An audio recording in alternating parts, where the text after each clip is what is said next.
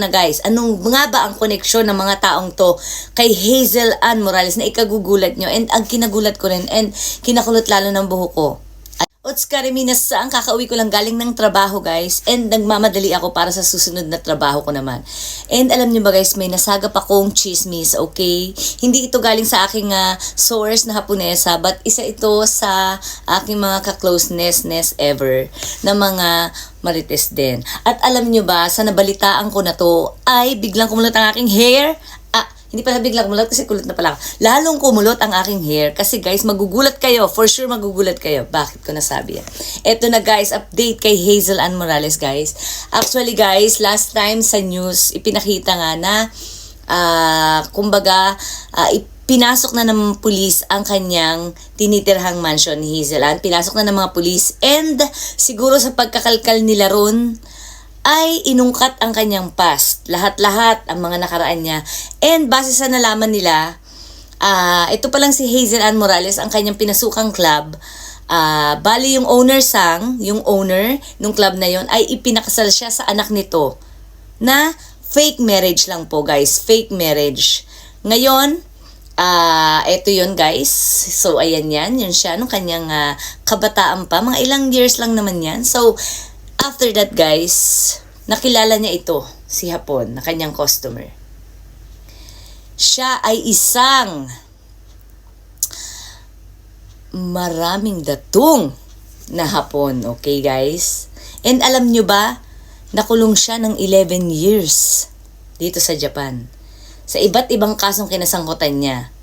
And meron ditong sexy house kung tawagin, kumbaga sa atin yung mga realty, mga ganon. May ilang bilyon ang kanyang na-scam doon. So, syempre, lahat ng luho ibinigay niya kay Hazel Ann Morales. Bili ng Louis Vuitton, ika nga, mga Prada, lahat ng brand na mamahalin, lahat, pera, binigyan niya si Hazel Ann. Syempre, ngayon guys, dumating ang ilang taon na kanilang pagkakakilala bilang customer dahil gumagastos daw ito ng milyon-milyon sa daang-daang lapad kada pupunta siya sa club ni Hazel Ann. And nabuntis itong si girl, nabuntis siya. And syempre, i-deny ng kanyang asawa na ang kanyang pinagbubuntis ay sa kanya. Kaya nag-divorce sila. So nagpatuloy ang connection niya dito kay Hapon na maraming datong. So ngayon ganito guys, alam nyo ba kung ano ang koneksyon ng taong ito? Ito na guys, anong nga ba ang koneksyon ng mga taong to kay Hazel Ann Morales na ikagugulat nyo, and ang kinagulat ko rin and kinakulot lalo ng buho ko. Alam nyo ba kung ano guys? Ito ang koneksyon niya, kakilala niya si Cheren, kilala niyo siya guys, si Luffy, si Watanabe-san. Siya po ang nakulong sa Pilipinas sa iba't ibang kaso rin, dahil kahit nakakulong na siya, sangkot pa rin siya sa mga patayan, nakawan, lahat-lahat ng pang-scam dito sa Japan.